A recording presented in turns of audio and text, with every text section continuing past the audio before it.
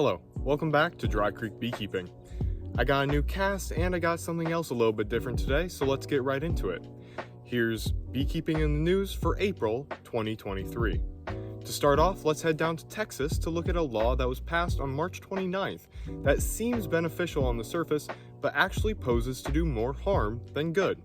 This law, called the Honey Bill 590, requires that any honey labeled as Texas honey must be exclusively produced in Texas. You can immediately see why this has the potential to be a good thing, since honey is a massive market that's easily able to be faked. In fact, honey is the third most faked product in the world. Until this law, there were no laws that prevented people from mislabeling honey with the Texas honey claim. Thus, people who were looking for the allergy relief that comes with local honey were misled, and for this reason, a lot of people supported the concept that the law proposes. But they say that the Honey Bill 590 is not the way to do it. The first issue comes with the wording. The honey has to be 100% Texas honey. This makes it impossible for anyone near the border of the state, or those who move states, to use this label because it's possible that a small portion of the honey came from somewhere that isn't Texas. The next problem comes from what the bill demands. As Blake Shooks, a Texan beekeeper and the owner of Desert Creek Honey, which is a pretty familiar name, said, the real problem with this bill is that it demands 100% Texas honey. There is no way to tell with today's technology. There is no way to verify what is or what is not 100%. The pollen testing that needs to be done to verify this label is not perfect, and could pick up on the pollen from other states that a colony is taken to for off-season work. Plus, there is a vast amount of pollen that can be found in other states or even China that are also found in Texas, which makes the testing less than perfect. And the final issue with this bill is the punishment, and it is steep.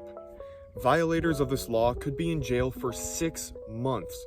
This is very concerning because it means that people could end up going to prison for something that isn't even really their fault.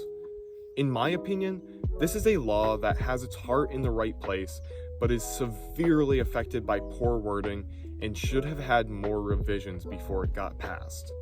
The next bit of news that we're looking at raises the question, are bees sentient? Well, according to a Fringe study, yes, maybe. Pollination ecologist Stefan Buchman recently released a book on this titled What a Bee Knows, exploring the thoughts, memories, and personalities of bees. This book draws from his own research as well as other studies to argue that bees have sophisticated emotions, such as optimism, frustration, playfulness, and fear, that are more commonly associated with mammals. This new field of study could have significant impacts for agriculture due to ethical issues. In his book, Buchman wrote, "Bees are self-aware, they're sentient, and they possibly have a primitive form of consciousness.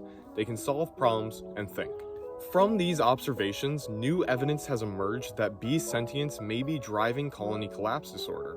CCD has been primarily attributed to pesticide use, but Buchman and other scientists are now arguing that it could be due to psychological stress caused by the practices of industrialized agriculture. In a lab experiment, it was found that bees showed a PTSD-type response after being grabbed by a robotic spider while trying to land on a flower. After a bee was grabbed and released, the next time it went to that flower, it would not only avoid the flower, but also show false alarm behavior, rejecting a perfectly good flower and flying away, sensing a threat where there was none.